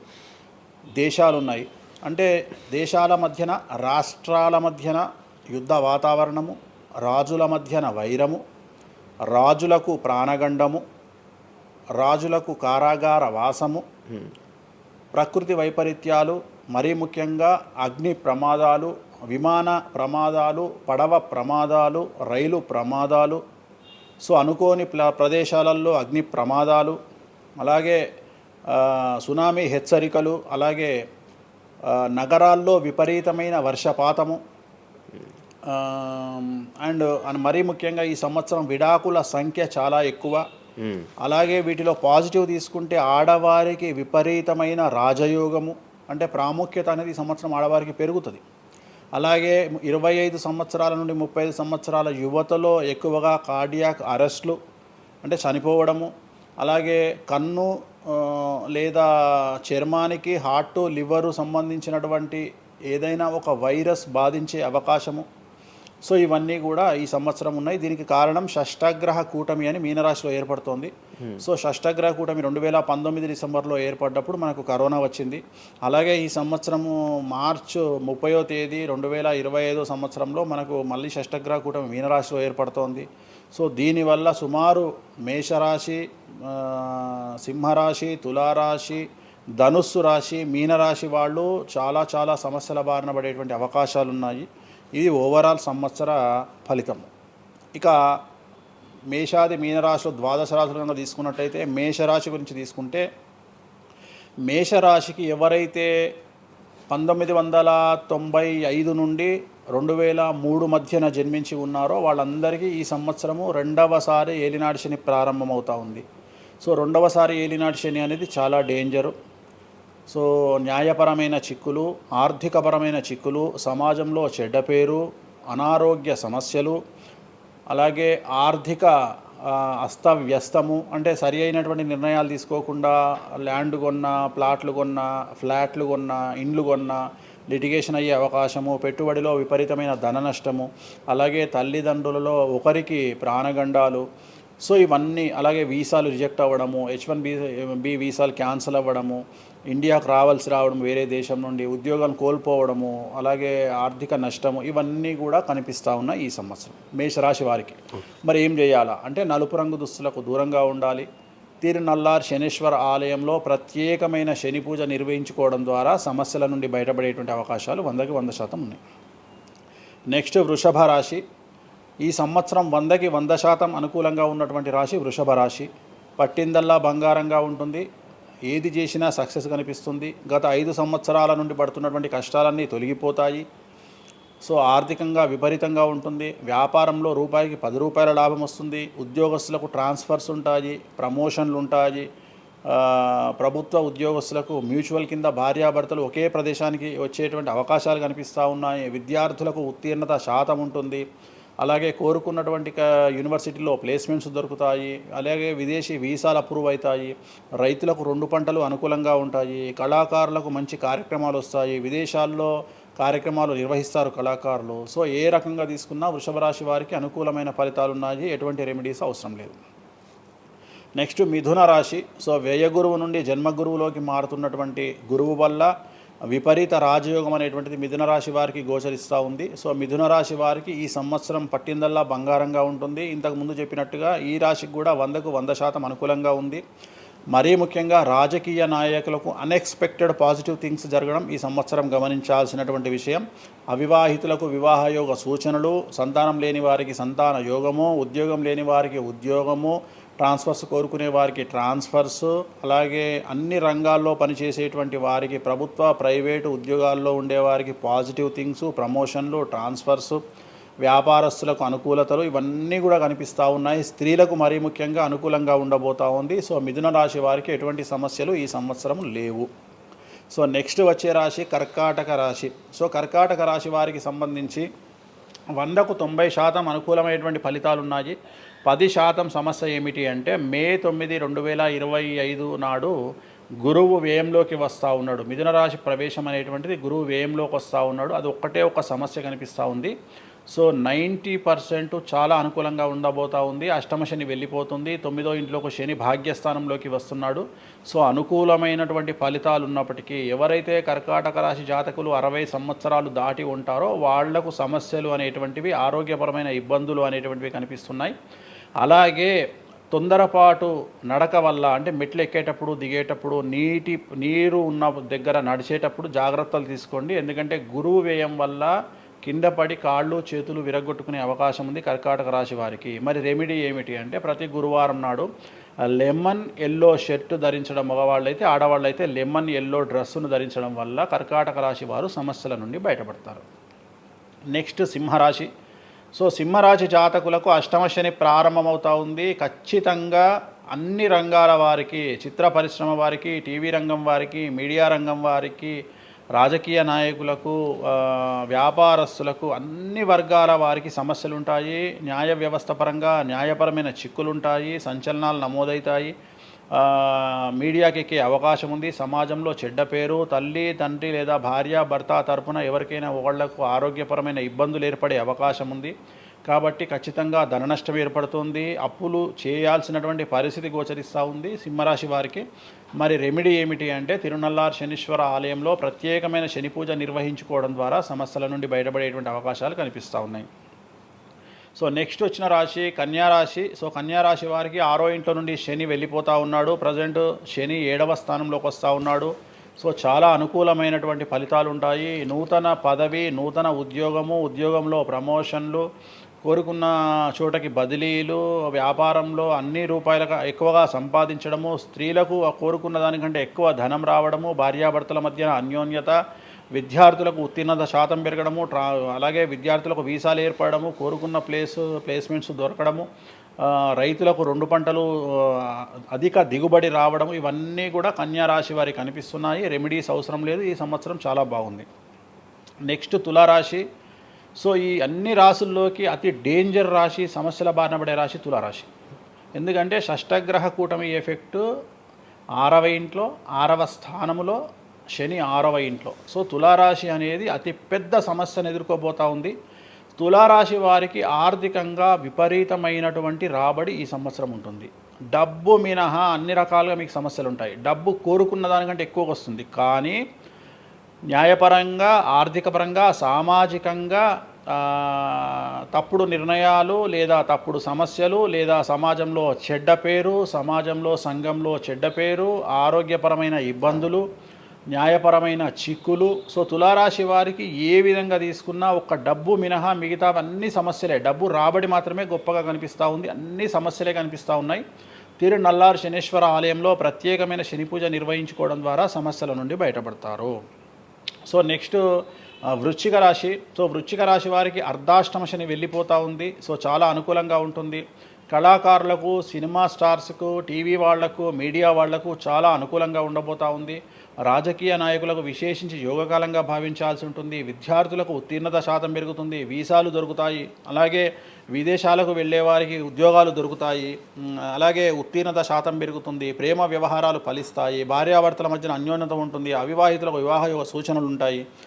అలాగే సంతానం లేని వారికి సంతానం ఉంటుంది. సో వృశ్చిక రాశి వారికి అన్ని రంగాల, అన్ని వర్గాల వారికి పూర్తి అనుకూలతలు ఉంటాయి. రెమెడీస్ ఏమీ లేవు, నెగిటివ్స్ ఏమీ లేవు. సో నెక్స్ట్ ధనుస్సు రాశి. ధనుస్సు రాశి వారికి ఈ నెల మార్చి 30 ఉగాది నుండి అర్ధాష్టమ శని ప్రారంభమవుతూ ఉంది. సో కొన్ని సమస్యలు, ఆర్థికపరమైన ఇబ్బందులు ఉంటాయి. పెట్టుబడుల విషయంలో జాగ్రత్తగా ఉండండి. మరీ ముఖ్యంగా తల్లికి సంబంధించిన ఆరోగ్యం మిమ్మల్ని కలవరపెట్టవచ్చు. సో తల్లిగారి ఆరోగ్యం పట్ల జాగ్రత్తలు తీసుకోండి. అలాగే పెట్టుబడుల విషయంలో జాగ్రత్తలు తీసుకోండి. సమాజంలో చెడ్డ పేరు వచ్చే అవకాశం ఉంది కాబట్టి జాగ్రత్తగా ఉండండి. సో ధనుస్సు రాశి వారు తిరునల్లారు శనీశ్వర ఆలయంలో ప్రత్యేకమైన శని పూజ నిర్వహించడం ద్వారా సమస్యల నుండి బయటపడతారు. సో నెక్స్ట్ మకర రాశి. గత 10 సంవత్సరాల నుండి మకర రాశి వారు పడుతున్నటువంటి బాధలన్నీ తొలగిపోతాయి. 7.5 సంవత్సరాల ఏలినాటి శని వెళ్ళిపోతూ ఉంది. సో పట్టిందల్లా బంగారంగా ఉంటుంది. ఆర్థికంగా, సామాజికంగా, రాజకీయంగా, న్యాయపరంగా, వివాహపరంగా, సంతానపరంగా, అవివాహితులకు వివాహ యోగ సూచనలు, సంతానం లేని వారికి సంతానము, ఉద్యోగం లేని వారికి ఉద్యోగము, విదేశాల్లో ప్రయత్నం చేసే వారికి అనుకూలతలు, అలాగే ట్రాన్స్ఫర్సు, ప్రమోషన్స్ అన్నీ కూడా అనుకూలంగా ఉన్నాయి. ఎటువంటి రెమెడీస్ అవసరం లేదు. కానీ ఒకే ఒక్క విషయం, భార్యాభర్తల మధ్యలో గొడవలు వచ్చేటువంటి అవకాశాలు కనిపిస్తూ ఉన్నాయి. మకర రాశి వారికి ఎడబాటు కనిపిస్తూ ఉంది. ఆ ఒక్క విషయంలో జాగ్రత్తలు తీసుకోండి, కోపాన్ని తగ్గించుకోండి. సో నెక్స్ట్ కుంభరాశి. కుంభరాశికి 2వ స్థానంలో షష్టగ్రహ కూటమి ఏర్పడుతుంది కాబట్టి ధన నష్టం అనేటువంటిది ఏర్పడబోతూ ఉంది. అతి పెద్ద ధన నష్టం మీరు పెట్టేటువంటి ఇన్వెస్ట్మెంట్ రూపంలో కావచ్చు, భూములు కొన్నా, ఇండ్లు కొన్నా, లేదా ఏదైనా వ్యాపారంలో పెట్టుబడి పెట్టినా చాలా తీవ్రమైన ధన నష్టాన్ని మీరు ఎదుర్కొనే అవకాశం ఉంది. కాబట్టి తొందరపాటు చర్యలు, తొందరపాటు నిర్ణయాలకు దూరంగా ఉండండి. నలుపు రంగు కార్లకు, నలుపు రంగు వస్తువులకు దూరంగా ఉండండి. తిరునల్లారు శనీశ్వర ఆలయంలో ప్రత్యేకమైన శని పూజ నిర్వహించడం ద్వారా కుంభరాశి జాతకులు సమస్యల నుండి బయటపడతారు. ఇక చివరిదైనటువంటి రాశి మీనరాశి. మీనరాశి వారికి జన్మంలో అంటే మీనరాశిలోనే షష్టగ్రహ కూటమి ఏర్పడతా ఉంది.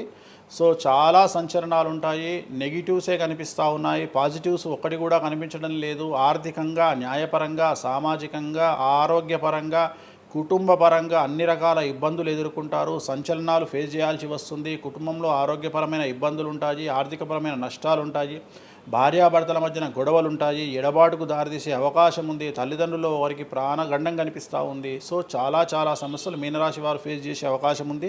తిరునల్లారు శనీశ్వర ఆలయంలో ప్రత్యేకమైన శని పూజ నిర్వహించడం ద్వారా ఈ సమస్యల నుండి బయటపడేటువంటి అవకాశాలు ప్రస్ఫుటంగా కనిపిస్తున్నాయి. ఇవి 12 రాశుల వివరాలు. స్వామి, ఇది మామూలుగా పంచాంగం చూసి చెప్తూ ఉంటారు, మీరు ఏం చూడకుండా ఇవన్నీ ఎప్పుడు నోటికి వస్తాయి కదా, ఇంకెందుకు? ఎవరెవరు ఎక్కడున్నారో తెలుసు కదా. అచ్చా. శని కుంభంలో ఉన్నాడు, మీనంలోకి వస్తున్నాడు ఈ నెల 30. ప్రజెంట్ వృషభంలో గురువు ఉన్నాడు, మే 9కి మిథునంలోకి వస్తున్నాడు. Practice makes perfect. రోజు ఒక్క జాతకం రాయడానికి, రోజు 100 జాతకాలు రాయడానికి చాలా తేడా ఉంటుంది కదా. చూసి ఉన్నాం కదా, పెద్ద అవసరం లేదు. టైం లేకుండా జాతకం చెప్పేవాడిని ఇండియాలో నేను ఒక్కడే.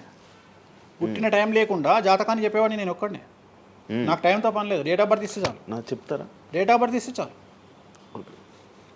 టైం వితౌట్ టైం నేను చెప్పేస్తాను జాతకం. ఇప్పుడు ఒకసారి చెప్పనా? నాది ఇప్పుడు చెప్పనా? ప్రాక్టికల్గా ఎందుకు అన్ని సంచలనాలు చెప్తా కదా నేను, మళ్ళీ కెమెరా రికార్డ్ అయితే. ఓకే, వద్దులే. నాకు నార్మల్ చెప్పేది అలవాటు లేదు కదా. నా దగ్గరికి రావాలంటే ప్రిపేర్ అయ్యి రావాలి. అంటే నేను సొల్లుపురానని చెప్పా, 40 ఏళ్ళకి ఇల్లు కొంటావు, 50 ఏళ్ళకి నరుకుతావు, కొరుకుతావు, ఇవి కాదు. వచ్చే 6 నెలలు జైలుకు పోతావు. నీకు విషయం ఎవరిదైనా. సో ఈ టైంలో డివోర్స్ అవుతుంది, ఈ టైంలో యాక్సిడెంట్ అవుతుంది. అంటే చెడును తెలుసుకోవడం వల్ల చెడు నుండి బయటపడడం ముఖ్యంగా. నేను చెప్పినా చెప్పకుండా నువ్వు కారు కొంటావు. నువ్వు కారు కొనడం అనేది it is very normal, right? నువ్వు ఇల్లు కొనడం అనేది నార్మల్. నా దృష్టిలో చెడు చెప్పడం వల్ల చెడు నుండి తప్పించుకోగలిగితే చాలు అనేది. నీ మంచిని ఎవడు ఆపలేడు. చెడుని ఆపొచ్చు. ఇప్పుడు నువ్వు బెంజ్ కారు కొనుక్కుంటా అంటే, నువ్వు ఒక BMW కొనుక్కుంటా అంటే నేను ఆపను. కానీ BMW 140 పోతే ఆపుతా. నేనేమంటా, భగవంతుడు నీకు BMW ఇచ్చింది భగవంతుడు, కానీ 180లో పోయే కక్కుర్తి నీకుంటే నేను ఎవడు కాపాడలేడు. హైదరాబాద్ రోడ్లకు 120 లాస్ట్, 140 పైన బండి షేక్ అవుతుంది ఈ రోడ్లకు. సో 120 కంటే ఎక్కువ పోకు అని చెప్తా. కానీ దేవుడిని అయితే నీకు BMW ఇవ్వద్దు అని నేను చెప్పలేను కదా. సో నీకు BMW దేవుడు ఇస్తాడు. సో నువ్వు స్వయంకృత అపరాధం చేసుకోకుండా కాపాడాల్సిన బాధ్యత నాది. బాబు ఫ్యాటీ లివర్ ఉంది, మందు తాకు. బాబు రంగ్స్ దొబ్బినాయి, సిగరెట్లు ఆపేసాయి. బాబు ఇగో పనికి మాలిన కసినోనో పేకాటనో ఆడకు, ఉన్న ఆస్తంతా సర్వనాశనం అయిపోతుంది. సో ఇవి చెప్పడం నా ధర్మం. అంతేగాని నువ్వు కారు కొంటావు, నువ్వు తోపు అవుతావు, తురుము అవుతావు, నువ్వు ఎట్లాగవుతావు? కాదు, ఈ లివర్ మీరు ఎలా చెప్తారు లివర్ పోయింది ఇవన్నీ? జాతకంలో రవి నీచంలో ఉంటే లివర్ పోతుంది. శని రవి కలిసి ఉంటే లివర్ పోతుంది, లివర్ క్యాన్సర్ వల్ల చనిపోతారు. శుక్రుడు రాహు కలిసి ఉంటే ప్రోస్టేట్ క్యాన్సర్ వల్ల చనిపోతారు. చంద్రుడు నీచంలో ఉంటే ఆడవాళ్ళకు బ్రెస్ట్ క్యాన్సర్ వస్తుంది. డాక్టర్లు చెప్తారు కదా. Medical astrology. 100 మంది నాకు హైదరాబాద్లో ఫేమస్ డాక్టర్లు అందరూ నా క్లయింట్లు, నా ఫ్రెండ్స్. జ్యుడిషియరీ మీద నాకు అవగాహన ఉంది. శుక్రుడు రాహు కలిసి ఉంటే జైలుకు పోతావు. వాళ్ళు ఏం పోతే మీరు చెప్తుంటారా డాక్టర్లు? డాక్టర్లు ఇప్పుడు నువ్వు డాక్టరు, నువ్వు నాకు ఏం అడుగుతావు అంటే, నీ క్లయింట్ డేట్ ఆఫ్ బర్త్ నాకు ఇచ్చి నువ్వు నన్ను అడుగుతావు ఈయనకి ఏ క్యాన్సర్ వచ్చే అవకాశం ఉంది అంటే, నేను ఒక 3 ఆప్షన్లు చెప్తా. 3 ఆప్షన్లు చెప్పినాక నీ క్లారిటీ వస్తుంది. నేను చెప్తా ఈయనకు ప్రోస్టేట్ క్యాన్సర్ వస్తుంది అని చెప్తా. ఎస్, ప్రోస్టేట్ క్యాన్సర్ స్టేజ్ 2లో ఉన్నాడు అని చెప్తావు. ఆయన చెప్తాడు. చెప్పినాక ఈయన ఎన్ని రోజులు బతుకుతాడు డాక్టర్ స్వామి గారు అని అడుగుతాడు. అడిగితే నేను ఆయన డేట్ ఆఫ్ బర్త్ని బేస్ చేసుకొని ఇక ఇన్ని రోజులు బతుకుతాడు అని చెప్తా. సో ట్రీట్మెంట్ వల్ల ఈయనకి ఏమైనా బెనిఫిట్ అయ్యే అవకాశం ఉందా అని అడుగుతాడు. అంటే అవుతుంది అని చెప్తా. ఎన్ని రోజులు బతుకుతాడు, ఇన్ని రోజులు బతుకుతాడు ట్రీట్మెంట్ చేస్తే. సో మేమిద్దరం కమ్యూనికేట్ చేసుకుంటాం. అంటే డాక్టర్కు నా మీద ఉండే నమ్మకం వల్ల నడుస్తుంది అది. అట్లనే జ్యుడిషియరీ విషయం ఉంది. జ్యుడిషియరీలో ఇప్పుడు ఉదాహరణ ఈడీ కేసు ఉంది, ఎవరి మీద జైలుకు పోయిండు. సో ఈడీ కేసులో బెయిల్ దొరకడం చాలా కష్టం. సో నేను బెయిల్ రావడానికి పూజలు చేస్తాను. దానికి కారాగార దోష నివారణ పూజ అని ఉంటుంది. సో ఆ పూజ చేయడం ద్వారా వాళ్ళకి తొందరగా బెయిల్ వస్తుంది. సో దీని మీద అవగాహన ఉండాలంటే జ్యుడిషియరీ మీద అవగాహన ఉండాలి. సో అందుకని నాకున్న సర్కిల్లో నేను ప్రతి విషయాన్ని మాట్లాడతా. నాకు ఏం అలవాటు, రైతుతో మాట్లాడతా. రైతు సబ్జెక్టు జుడిషియరీ జడ్జి కనిపిస్తే జడ్జితో జుడిషియరీ సబ్జెక్టు మాట్లాడతా. ఏసీపీ కనిపిస్తే ఆయనతో లీగల్ సబ్జెక్టులు మాట్లాడతా. డాక్టర్ కనిపిస్తే గైనకాలజిస్ట్తో గైనకాలజీ మాట్లాడతా. ఇప్పుడు ఉదాహరణ, నువ్వు ఇంత మాట్లాడుతున్నావు, నీకు అమ్మాయిల గురించి అవగాహన లేదు, అమ్మాయిల నెలసరి మీద నీకు అవగాహన లేదు. నాకు పూర్తి అవగాహన ఉంది. నా తల్లి, చెల్లి, అత్త, బిడ్డ అందరికీ సంబంధించి 4 రోజులు ఎందుకు టెన్షన్లో ఉంటారో నాకు తెలుసు. నెలసరిలో వాళ్ళని డిస్టర్బ్ నేను చెయ్యను. నా పెళ్ళం నా మీద అరిచినా మూసుకొని కూర్చుంటా, అంతేగాని విడాకులు ఇస్తాను బెదిరియా.